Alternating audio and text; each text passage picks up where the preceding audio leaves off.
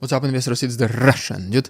Today let's talk briefly about the most recent US non-farm employment change, because according to the most recent report, the number of jobs increased relatively significantly, which goes in the opposite direction to Jerome Powell, saying that they want to see labor market to slow down a little bit, because whenever they're gonna be cutting the rates, this will potentially boost the inflation back up again, and if they do not have a cooled down labor market, this can reaccelerate the inflation even faster in a much rapid sense than originally anticipated. And so the most recent US non-farm employment came at 143,000 new employment opportunities, when the expectations were only 124,000. So long story short, the actual number beat the expectation by a whole 15%. This is a pretty big underestimation what the experts and analysts were expecting. At the same time, the previous number was only 103,000, so we see approximately 40% increase just from the most recent report. This increase is even bigger than originally anticipated. The reason why this might be a concerning number is pretty much exactly what I said in the very beginning, is that whenever the interest rates will be cut as they are right now, if the Federal Reserve continues to even reduce the interest rates, and you already know that potentially another radical cut is expected in November of 0.5%, this whole idea is basically targeting to restart the US economy, which in return inevitably will increase the inflation.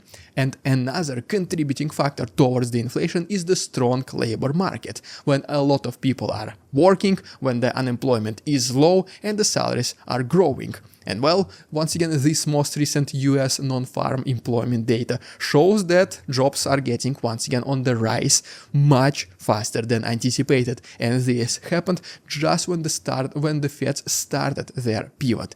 The economy did not fully feel the results, the consequences of the rate cuts, and as you can see, labor market is once again growing stronger than ever. Jerome Powell himself countless number of times mentioned that future rate cuts will depend on two main things: the inflation itself and the labor market. Well, we can see the inflation is barely budging. Every single report shows a mere decrease of 0.1% at best. And the labor market was cooling down at first couple of months previously.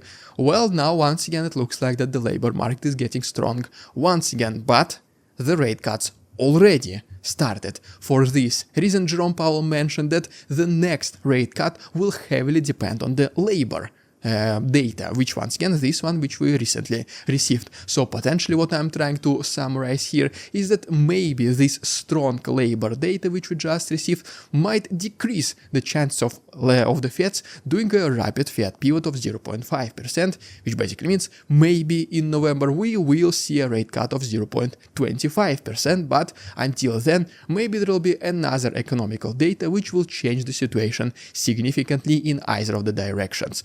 Who knows? Maybe we will not see any rate cuts at all, which will be, in my personal opinion, a huge shock for the market participants. Only time will tell. As always, I will be here to report on these news in these short videos, so if you don't want to miss them, please guys like this video, subscribe to my channel. Thanks so much for watching, see you tomorrow.